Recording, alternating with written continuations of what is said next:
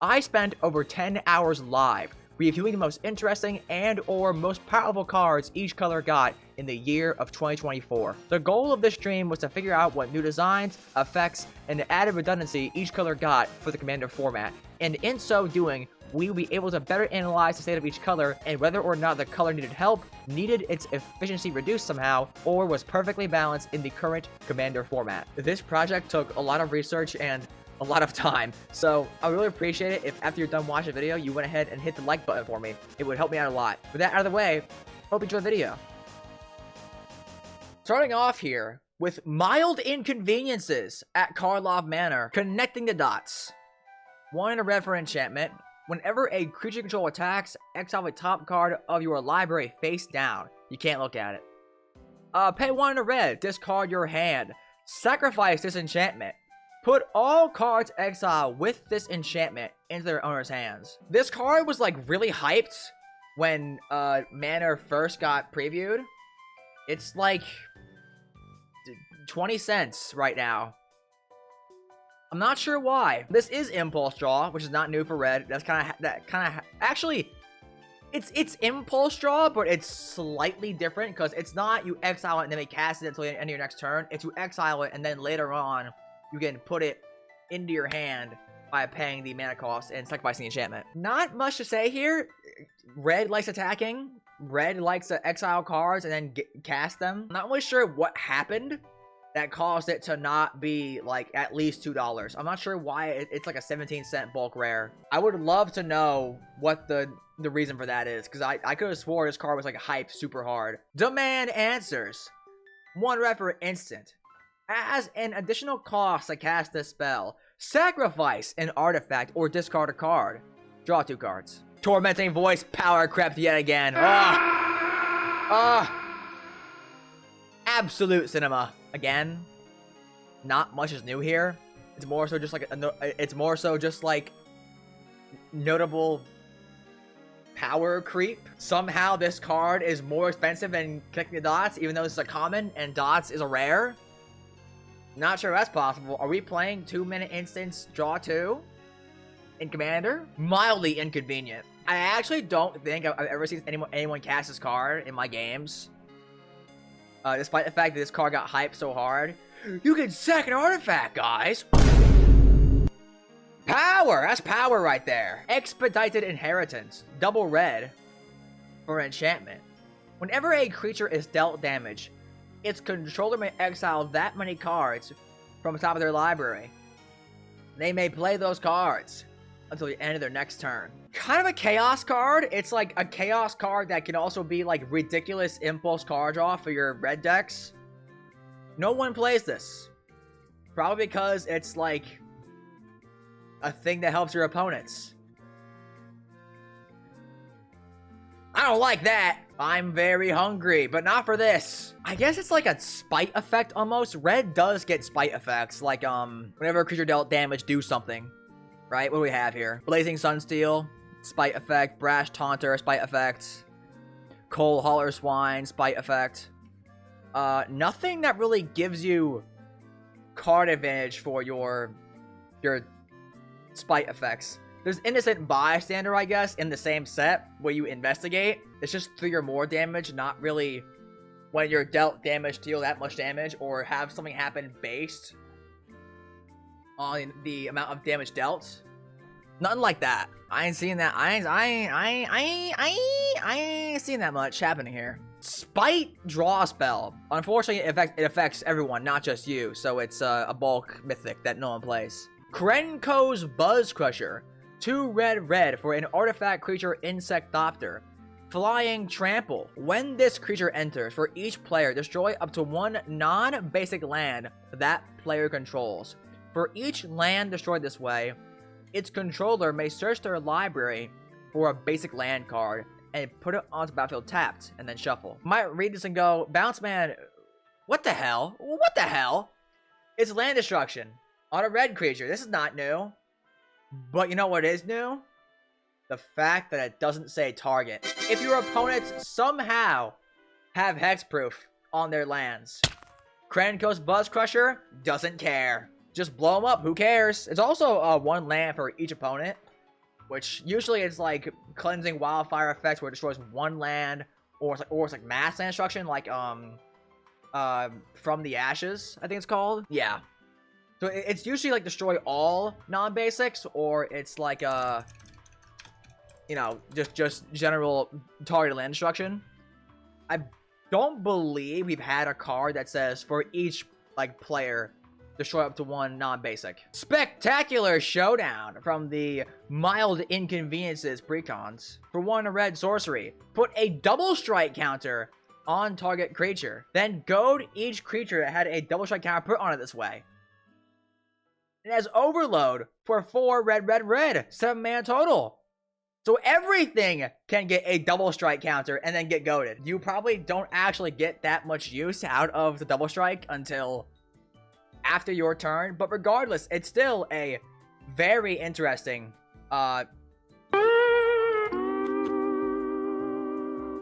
moving on, chat. We have Anzrag's Rampage, a card that actually got printed this year. I did this, dude. That same shit happened last stream. That same thing happened last stream where a card got new art. I thought it was like it. Bounce Man Fraud Alert. Anzrag's Rampage. 3 red for a sorcery. Destroy all artifacts you don't control. Hey, Vandal Blast. Then exile the top X cards of your library, where X is the number of artifacts that are put into graveyards from the battlefield this turn. You may put a creature card exile this way onto the battlefield. It gains haste. Return it to your hand at the beginning of the next end step. I feel like this is just better Vandal Blast, like 99% of the time. Because let's be honest here, nobody ever casts Vandal Blast for the 1 red mana. You're always overloading it. I'll pull up Vandal Blast just so everyone knows what I'm talking about here. Vandal Blast is 1 red for sorcery. You destroy target artifact you don't control, and you pay 5 to overload it. So it changes from target to each. So you destroy each artifact you don't control. So for the exact same number of mana, I guess you gotta pay 1. I guess one of the mana has to be a red extra. So instead of being, you know, 4 in a red, it's 3 red. Oh no, God forbid. But also you get like a free ETB. Downside is you potentially exile cards you want forever, because you exile the top S cards in your library. The exile cards don't go back under after a spell resolves. They just stay exiled forever, minus the 1 creature you grab. Regardless, I still feel like this is it's Vandal Blast plus Sneak Attack, like stapled together in 1 card. Kind of wild. Nobody plays it, as you can see, since it's 18 cents. That's kind of funny, I guess. Not really. This card's good. Play it. I feel like it replaces Vandal Blast because the Braid is red single artifact destruction. You would think, right? But I think Vandal Blast. Yeah, Vandal Blast is still $4. Rampage is 18 cents.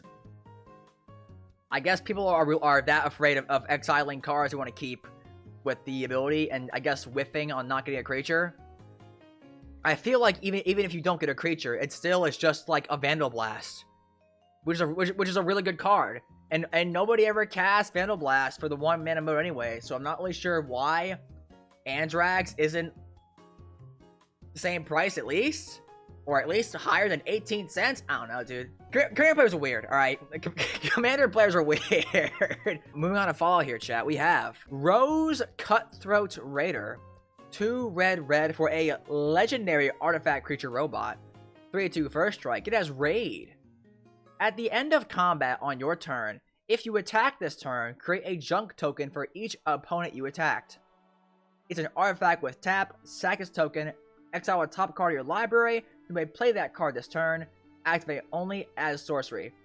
And whenever you sacrifice junk, add red. Impulse Draw that scales with the number of players being attacked. The first red card draw effect, I guess card advantage effect, that actually scales with the number of opponents being attacked. And also the clues actually the junk. Sorry, please forgive me. They proceeded to use junk once and then never again. Actually, that's not fair. That's not fair. It takes them a long time to actually bring back mechanics. Like, you know how y'all know how we haven't seen battles yet return?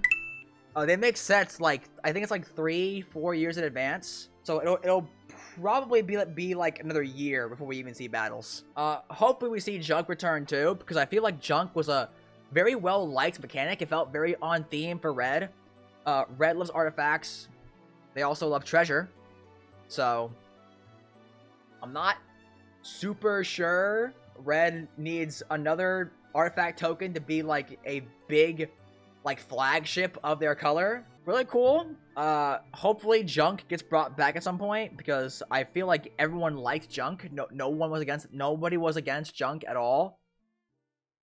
And she's Ramp. That's based off of artifact tokens. Moving on to our one and only other card for Fallout here. We have Wild Wasteland. 2 in a red for an enchantment. Skip your draw step. Aww. At the beginning of your upkeep, exile the top 2 cards of your library.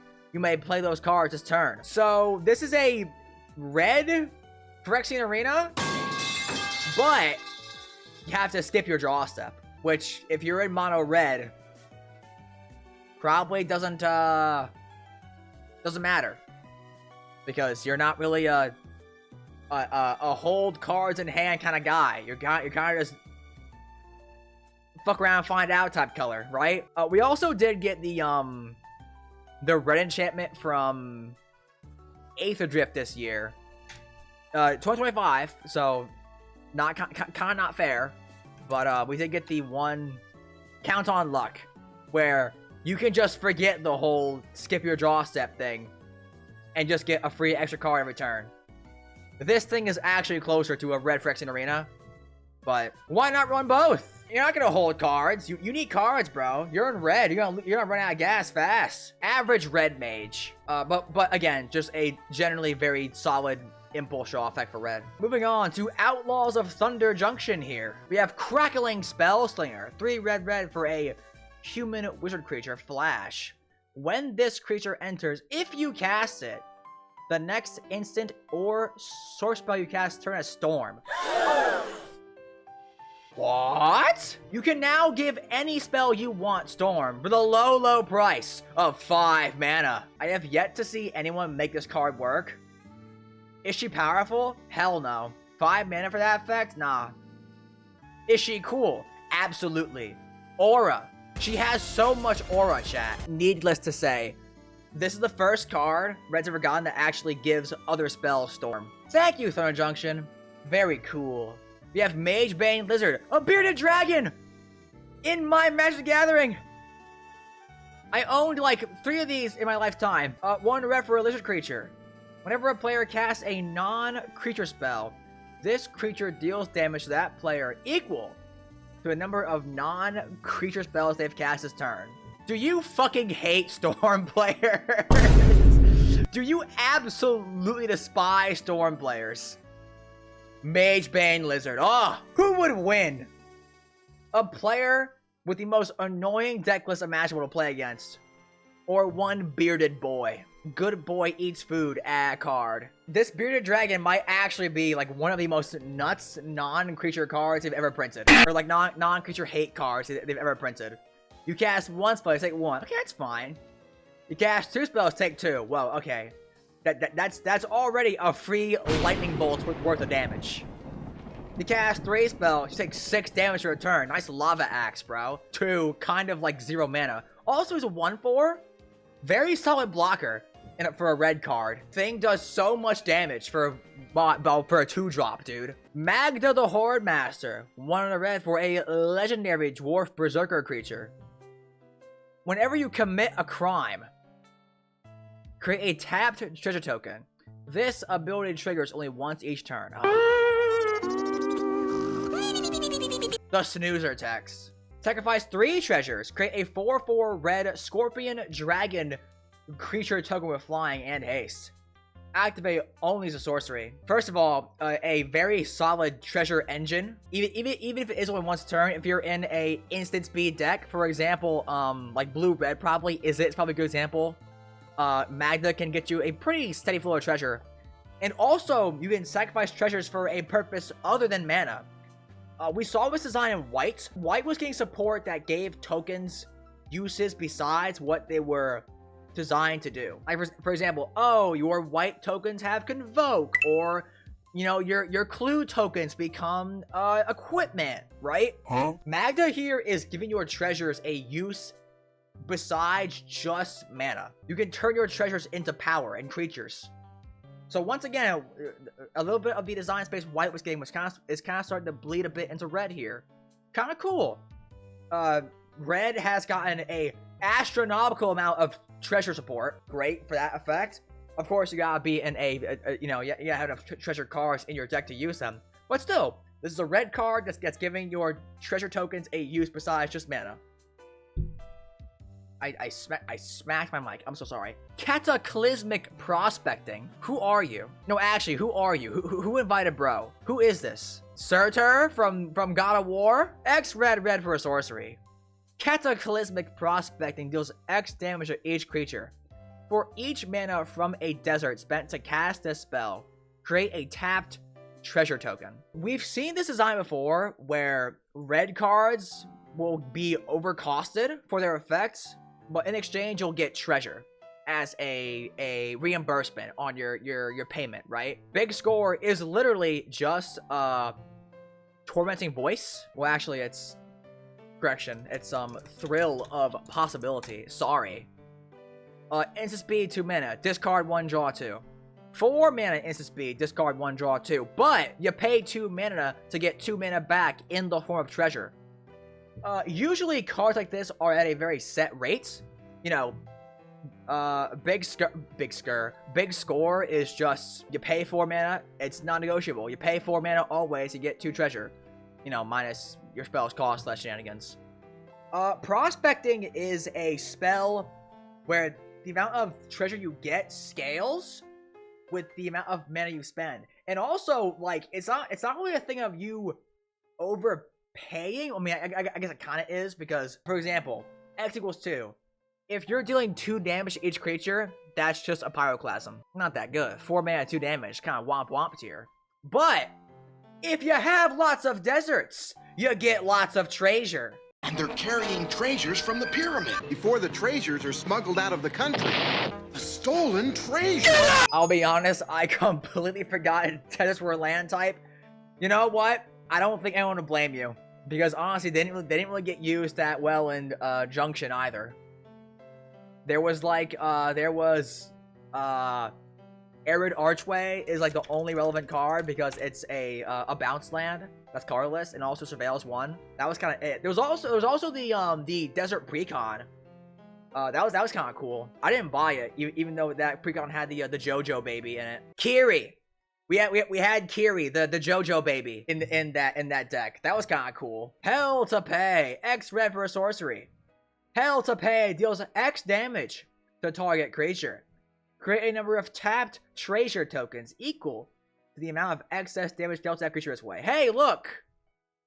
It's another one of those designs where you get treasure back based on the amount of mana. You get treasure back based on how much you overpay. We keep seeing this design space of like red being able to overpay to like bank their mana for future turns, which makes a lot of sense for red, right? Red's whole thing has been getting these explosive turns through, you know, big bursts of mana geyser. Red has been the ritual color for a very long time now. This card's divine purpose is to annihilate the spirited companion. Hachi, no! Hachi, no! Oh my god! Honestly, I actually am very tempted to like make a treasure deck where the whole point is to run all of these like overcosted treasure producing spells and see how it fares. Like, cause like I don't really play Hell to Pay and Windfall and all of them. I really should and see how I like them. Great Train Heist. Should I just sneak on now? God damn it. 1 red for an instant. Spree! Choose 1 or more additional costs. 2 in a red. Untap all creatures you control. If it's your combat phase, there is an additional combat phase after this phase. Pay 2 generic.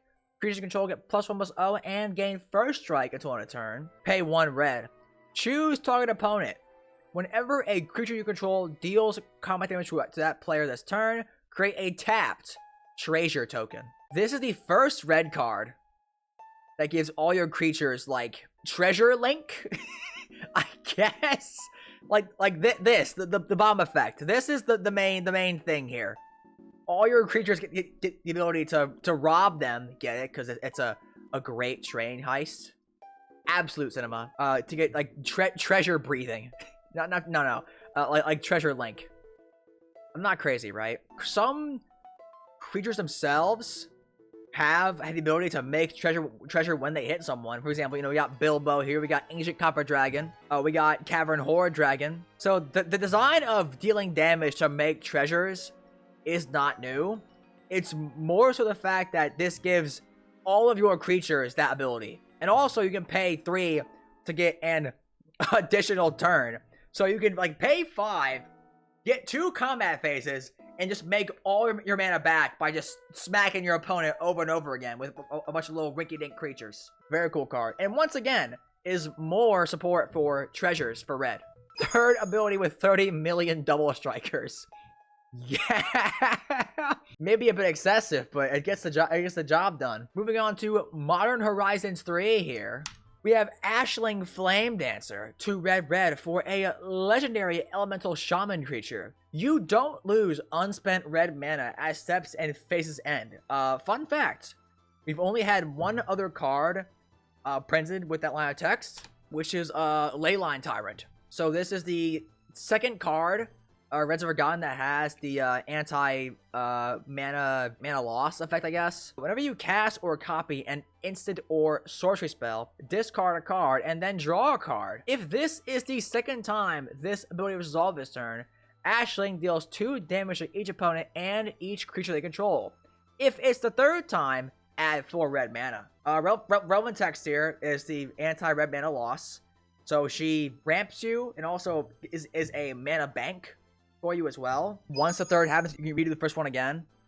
Oh yeah, I mean, okay, so you'll always get this effect. Like, no matter what, you'll always get the discard a card, draw a card. You only get the 2 damage and the 4 red based on if you actually fulfill the, the second time you cast or copy its sorcery, do a thing. Third time, add red, etc., etc. Added redundancy for the you don't lose unspent red mana, and also just is a toolbox of effects for your stuff. I feel like the cycle and the mana banking lets you do it on each player's turn, perhaps. True. If you have enough instants and your mana curve is low enough, you can potentially get the third activation every turn. One small problem: if she's a commander, you're a mono red. Good luck being able to get the third ability every turn if you're a mono red. With what card draw can you keep? Detective's Phoenix. 2 and a red for a enchantment creature Phoenix. Bestow for a red. Collect evidence 6. To pay this bestow cost, pay red and exile cards with total mana value 6 or greater from your graveyard. Flying and Haste. Enchanted creature gets +2/+2 and has Flying and Haste. You may cast this card from your graveyard using its bestow ability. First of all, this is the first bestow card ever that you can cast from your graveyard. Second of all, it's an actually good Phoenix card. Like an actually playable Phoenix that's not like straight trash where it's like, oh, when you smack someone, pay 900 mana to get back this 3/3 flyer with no text. Like an actually relevant Phoenix for once. Also, is like lightning swiftfoot boots kind of ish from the yard. Not exact same because you don't get hexproof, but you do get +2/+2 and flying instead. Relevant power boost and evasion for a single red mana, by the way. And also, you collect some evidence, I guess. Womp womp. Flare of Duplication. 1 red for an instant. You may sacrifice a non-token red creature rather than pay this spell's mana cost. Copy target instant or sorcery spell. You may choose new targets of the copy. Somehow Reverberate is more expensive in this. The Magic 2013 printing is $1.60. Flare is only $1. Sack, one of your random, like, oh, sack my Ragavan that can't attack anymore because everyone has blockers. And I'll copy my opponent's counterspell to counter the counterspell. Or I'll copy my opponent's Tooth and Nail to get my own Tooth and Nail. It's 0 mana copy a spell. How in the world is this $1? It's also like a free counterspell for other counterspells, because you can copy counterspells, choose new targets for said counterspells, and target that counterspell. Pyroblast, but for 0 mana. This is quite lovely. 10 out of 10. Would murder their goblin buddy for an extra big score. It's also like on theme for goblins too. Goblins absolutely would do that. It's not used as much because people don't like to sack things. Well, commander players need to learn how to sack things then. I'm sorry. Get good moment. Oh, what? Commander players. No, my board state, no! We have Glimpse the Impossible. Banger art. 2 and a red for a sorcery. Exile the top 3 cards of your library. You may play those cards this turn. At the beginning of the next end step, if any of those cards remain exiled, put them into your graveyard, then create a Eldrazi spawn token onto the battlefield for each token or each card put into your graveyard this way. Those tokens have sack at a colorless. So, you exile top 3, you may play them. For the cards you don't play, you get a Eldrazi spawn back as reimbursement. Modal red impulse draw that can also be like a ritual. Red likes burst mana, red likes impulse card draw. This is both smacked together. Usually it's, you know, a card either does one or the other. It never does both. I guess there was Rose from Fallout who kind of does both, where Rose makes junk tokens that can be impulse draw, and when you sack them you add ramp. I think designs like this need to be like a little careful, because this is the 3rd spell that does this, because we have Jessica's Will, Rose, and now this. I'd be a little careful printing too many effects like this, because what happens is if you do that, if red were to get 10, 15 red spells that all were impulse draw and ramp, you would play that every time, because then you get more slots in your deck to do things beyond just draw and ramp, which might lead to red becoming overly flexible and overly malleable, where it begins to feel like red players have like no deck building cost to running cards, because they have so many cards that fill so many roles in their deck at once. Has the potential to go a little too far in terms of design space, but I don't think we're anywhere close to that right now. Arena of Glory. Land. This land enters tapped unless you control a, as in 1, mountain. Don't play it turn 1, guys. Or maybe do, because you don't have any turn 1 drops, or turn 1 plays. Pay red, tap it. Exert this land. Add red. If that mana is spent on a creature spell, it gains haste until end of turn. This is a $12 card. Yep, it is. And rightfully so. No longer do you have to play haste enablers in your red decks. You still probably do, because this is only 1 card. But this is a land that gives haste to your creatures at no additional taxing. Like, it's not you pay red, tap in, and add 1 red. It's you pay red, tap in, and add 2 red. So you still tapped 2 lands to gain 2 mana. It's not like it's Unknown Shores where you're paying extra mana to get an effect. Unknown Shores, you tap 2 lands to get 1 mana of any color. Arena of Glory is you tap 2 lands to add 2 red. You can also give 2 things haste. True, because you add 2 red mana, you can spend 1 mana on 2 different creatures and give 2 things haste. We've seen this effect once before with Hall of the Bandit Lord from Saviors of Kamigawa. No, Champions. I got it wrong. Bounce Man Fraud Alert. Bounce Man Fraud Alert. Bandit Lord enters tapped. You pay 3 life, add colorless, and when you spend it on a creature, it gains haste.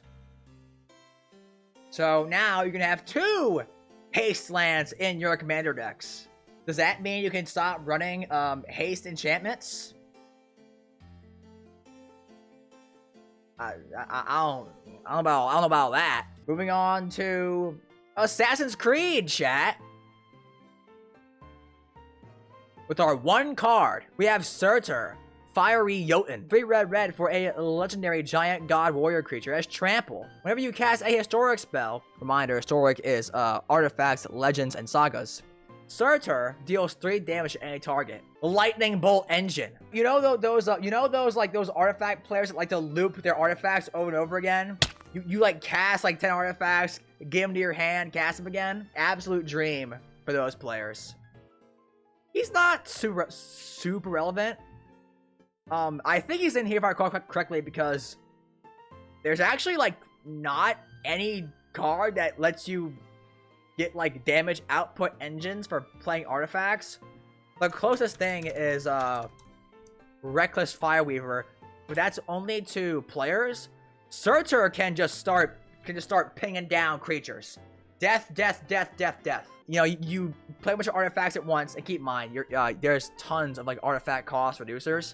So you just maybe like impulse draw a bunch of cards, start pinging down a bunch of creatures at once. I love this card in Sean, Father of Sense. Oh yeah, Sean from Fallout. Create a tap and attacking tokens a copy of target attacking a legendary creature you control other than Sean. Oh, and it stays? Wait, what? Create a tap and attacking tokens a copy of target attacking legendary creature control other than Sean, except it's not legendary and it's a synth in addition to other types, and it doesn't leave the field. I gotta build Sean, bro. What am I doing? Oh my god, he's nuts. I never heard of him. I mean, I have, but I kind of like didn't register what his card did. If he leaves, you're screwed, but just, you know, protect him. You're fine. Give him some J's. Give him some J's, some Nikes. You're fine. You'll be okay. Moving on to Bloomborough, chat. Artiste's Talent. 1 in a red for a class enchantment. Gain the next level as a sorcery to add its ability. Level 1, or I guess just how it comes out. Whenever you cast a non-creature spell, you may discard a card. If you do, draw a card. Normal red things. Level 2, 2 in a red. Non-creature spells you cast cost 1 less to cast. In mono red? Hello? Level 3, 2 in a red. If a source you control will deal non-combat damage to an opponent or a permanent opponent controls, it deals that much damage plus 2 instead. The most relevant part here is absolutely this. We saw with blue here. So long ago, chat, long ago, in long forgotten eras of Magic, the one and only card that actually reduced instant sorceries for only your spells was the humble Goblin Electromancer, a multicolored card. Yeah, you had to be in blue and red to reduce the cost of your instant sorceries. Can you imagine? Oh, we saw last stream that blue got like 3-4 cards that all reduce the cost of their instant sorceries despite being mono blue cards. And now we see that red here is getting access to non-creature ramp for just their spells in only red. Eat your heart out, Electromancer. And of course, it's also, oh, extra damage for non-combat. Oh, wow. Do cast things you loot. You get looting effects. Not to be confused with loot, that little Furby thing that Wizards is pushing harder and harder every day. Relevant card, it's just a very interesting new domain for red, because usually red's ramp that is a cost reduction for spells is reserved for multicolor cards. Next up, we have Festival of Embers. 4 red for enchantment. During your turn, you may cast instant and sorcery spells from your graveyard by paying 1 life in addition to their other costs. If a card or a token would be put into your graveyard from anywhere, exile instead. And you can pay 1 in red to sacrifice this enchantment. How? How? Yawgmoth's Will, right? Play any card from your graveyard for 1 turn. 1 turn. For 3 mana. Festival, 5 mana. During your turn forever, you may cast any instant or any sorcery from your graveyard by paying 1 whole life in addition to the other costs. But hang on, there's more. You rest in peace yourself. I don't think I gotta say this. This is a very good card But Breach, though. Yes? Okay, yes. There is Underworld Breach. You are right. But Breach was the one and only Breach was the one and only effect Red had to cast spells just crazy like that. This is the only card that did that, and it was for one turn. Festival is forever, and rather than exiling 3 cards for each spell you cast, you pay 1 life. The downside is that you can't cast the same card over and over and over again like you can with Breach. Festival is actually probably closer to being a Yogg's Will, because even with Yogg's Will, you can't cast the same card over and over and over again. Usually with Yogg's Will, you cast the 1 card and it gets exiled afterwards, assuming it's not permanent. Breach lets you cast like Dark Ritual 4 times by exiling 12 cards from your yard. You cannot do that with Festival, but you still can cast, you know, a ritual and 3-4 other cards from your yard by, you know, casting them and then paying 1 whole life. Storm Splitter. 3 in a red for a otter wizard creature. He's got a fish and haste. Whenever you cast an instant or sorcery spell, create a token that's a copy of this creature. Exile that token at the beginning of the next end step. So chat, you know how Storm players are like really bad at ending games, right? They gotta sit there and cast 40 spells to make Grape Shot kill 1 player. And if they want to kill the whole table, they gotta like cast 100 spells somehow. Really annoying, right? Storm Splitter actually gives Storm players a reasonable win con, because Storm Splitter is cumulative. So you cast 1, you get 2. You cast 2, you get 4. You cast 3, you get 8. It keeps doubling. So in order to kill a whole table, let's do some math, chat. So we start at 1, which is 0, 2, 4, 8, 16, 32, 64, 128. Is it powerful? Absolutely. Is it like a staple for Storm decks? 100%. But frankly, I would still rather Storm players have this than have to cast 80 spells to kill 2 people with Grape Shot. Good on Storm players. They have an actually like somewhat reasonable win con now with this guy. Good for them. Good for you, Storm players. Now you can end games at reasonable rates and not take half an hour to for your winning turn. Let's go. Let's go, chat. Storm player stonks up. Also, only 7 spells to kill the whole table. That's honestly like achievable even in like non-Storm decks. Like just generic like blue-red spellslinger. This guy can totally just kill the whole board with easily. 7 spells, you win. 6 spells is 64 power. 100%, dude. 100%. Moving on to Duskmourn, chat. Cursed Recording. 14 cents. How? How's this card 14 cents? How? What happened? 2 red for an artifact. Whenever you cast an instant or sorcery spell, put a time counter on this artifact. Then, if there are 7 or more time counters on it, remove those counters, and it deals 20 damage to you. Ouchie ouch. Tap the Cursed Recording. When you next cast an instant or sorcery spell this turn, copy that spell. You may choose new targets of the copy. We've had, what is it? Swarm Intelligence, right, in blue. 7 mana, whenever you copy a instant or sorcery spell, you may copy it, period, that's it. 7 mana, you always copy all your instant sorceries. Curse Recording. 4 mana, you tap it to copy 1 instant or sorcery from your hand this turn. The downside, if you cast 7, you get shotgun blasted in the chest cavity like 7 times. Once for each spell you cast. I like it. Is it bad? Probably. I actually really want to build. I actually don't have a like spell slinger deck. I really should get one because there's a lot of like weird cards I want to play. You're in red. You can probably find a way to sack it before it does, you know, 20 damage to your entire face. Also, just a good way to copy multiple spells in red for on the cheap. On the cheap. Funny enough, chat, we did just get, okay, well, this year, we just got, not this year, last year, we just got demand answers. So you can tap your Cursed Recording to copy your demand answers and sack the recording as part of the cost and draw 4 cards for 2 mana. Absolute Cinema was one of my favorite Duskmourn Limited cards. Dude, Duskmourn Limited was so weird for me.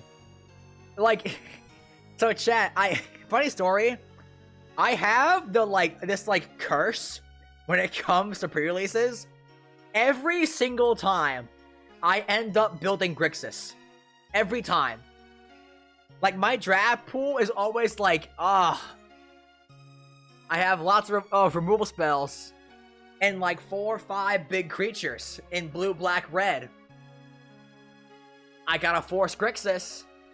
I could play white, green. I could play some, like, mid-rangey green-white pile. But, there's just, I pulled this Overlord of the Flood Pits, and I pulled this Overlord of the Boiler Villages in my pre-release pool. It's just, there's like 3 murders in my black. So, I would, what's that? Mana fixing? Nah, bro. Just draw good. Just draw good opening hands, dude. Just draw better. And by draw better, I mean cheat and stack your deck. That's what I actually mean. Not really. I don't cheat at pre-release, I'm joking.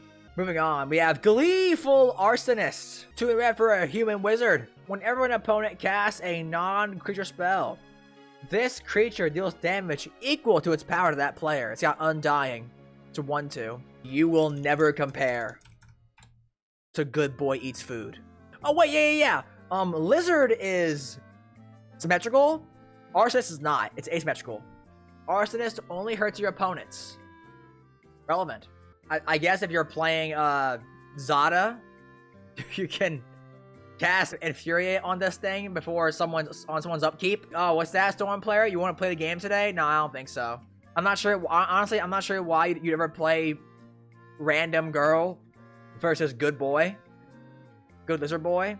First ever bearded dragon in Magic, and you want to pick a random creature from Duskmourn? Okay. I mean, to yourself. What? Okay. Moving on, we have Razorkin Needlehead. 2 red mana for a human assassin creature. This creature has first strike during your turn. Okay. When an opponent draws a card, this creature deals 1 damage to them. Does red have damage-based or draw-based pinging? No. Okay, so this is actually the first red card that actually pings people based on them drawing cards. Usually there's like, I know there's a lot of black cards like Underworld Dreams. So I guess red also gets this effect now. I'd also give it to him. Bro, why is my chat being freaky today, bro? Y'all fuck with Razorkin Needlehead? Nah. That's crazy. That's crazy, bro. Anyways. Screaming Nemesis. 2 red for a spirit creature. Haste. Whenever this creature is dealt damage, it deals that much damage to any other target. If a player is dealt damage this way, they can't gain life for the rest of the game. Stigma Lasher, eat your heart out. This is the 2nd time red has ever gotten an effect that completely prevents life gain. Forever. The last one was an Eventide, which is like 2008, chat. You can't really see that. 2008 in July of all things. 16 years, because we're in 2024 right now with this set. 16 years for red to get a second never gain life ever again effect. Waltz of Rage. 3 red for a sorcery. The target creature you control deals damage equal to its power to each other creature. Until end of turn, whenever a creature you control dies, exile a top card of your library. You may play it until the end of your next turn. So this is a new take on Alpha Brawl, I think it's called. Target creature an opponent controls deals damage equal to its power to each other creature that player controls. Then each of those creatures deals damage equal to its power to that creature. Waltz is the creature fights everything on everyone's board. But if said creature kills your creatures, you get reimbursed with impulse card draw. Mildly new design space. I actually want to see, is there any other cards with this sort of line of text? Ignition. Yeah, you're right, actually. Yeah. Chandra does hit people's face, too. So, you know, you target a Galta, and you hit each opponent for 12 in the face, right? So you give that up, but the trade-off is that you get to get some card draw for any creatures on your side that die. This is quite lovely, and the right deck can turn this into a win con or a incredibly extended turn. True! On Skibbity. Moving on to Foundations, chat. Our final set for the year of 24. So one card. We have Rite of the Dragon Caller for red for an enchantment. Whenever you cast an instant or sorcery spell, create a 5/5 red dragon creature token with flying. Talrand? Young Pyromancer? Who's that? I only know Rite of the Dragon Caller. Not much to say here, honestly. It is the biggest creature payoff for the archetype of when you cast instants and or sorceries, make tokens. Make dragons, as opposed to elementals, like with Young Pyromancer. Or drakes, like with Talrand, if you're in blue.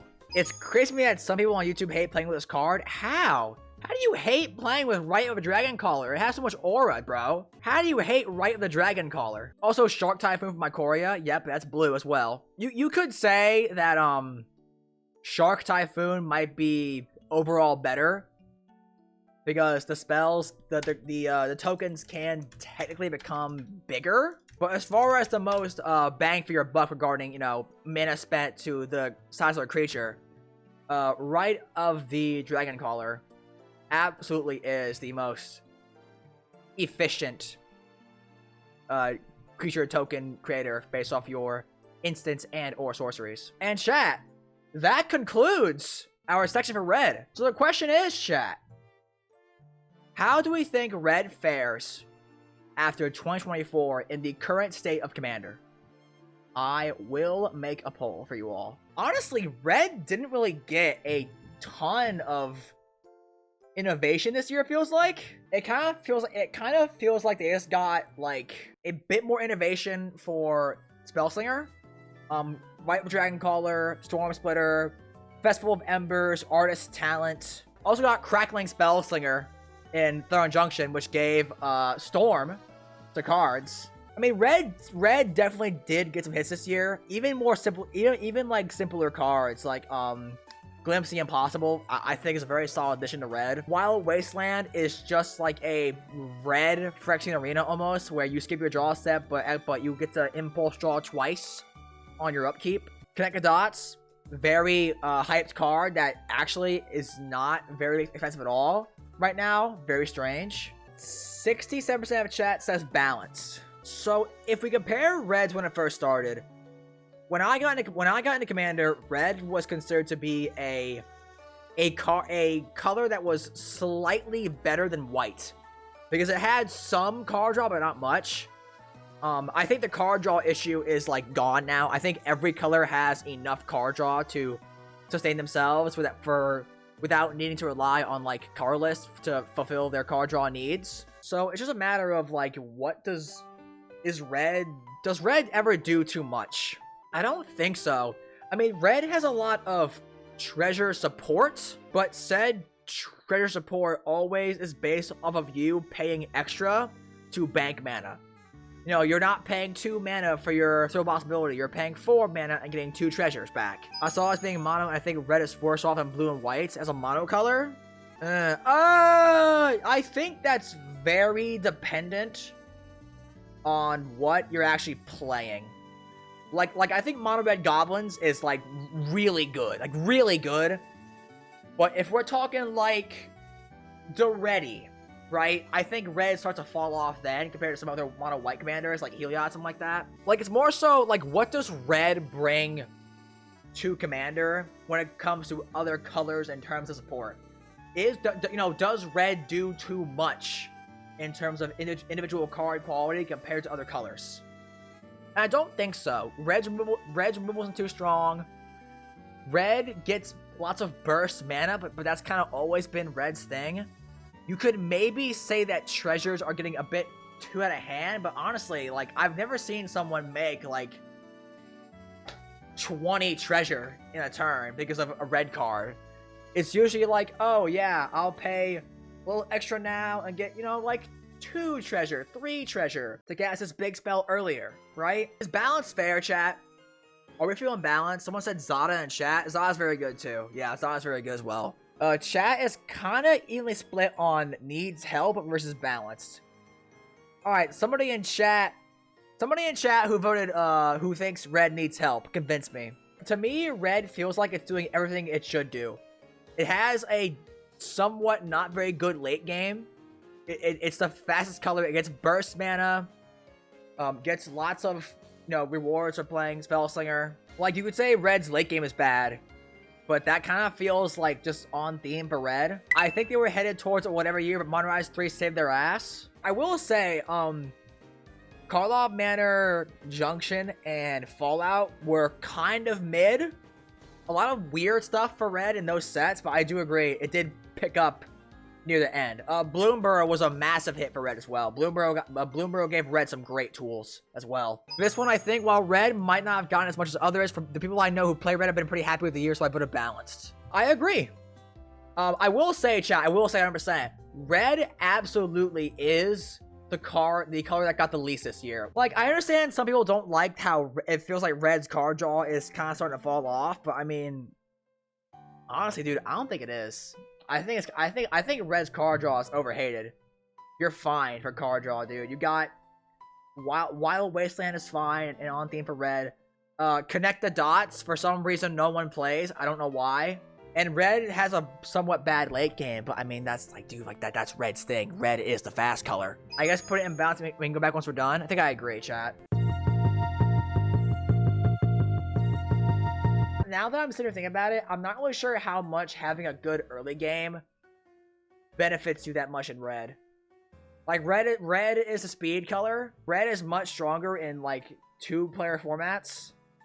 Because, you know, the fast little rinky-dink haste creatures matter a lot more there. Like, here's the thing, right? I think red's card draw becomes really awful once you branch outside of, like, mono red or Boros. Like, I don't think you're playing any impulse draw at all once you go into, like, is it Rakdos, Gruul, and definitely not, like, Sultai and, you know, Jund and all them. Red just gives you good haste and copying, that's pretty much it. And, rituals. Gives you rituals, that Mana Geyser and Jessica's Will. Like, if you're playing Rakdos, a majority of your deck is black. If you're playing Gruul, a majority of your deck is green. I think red does have lots of really good synergy with blue. I mean, is like one of the most popular like color combinations in the game.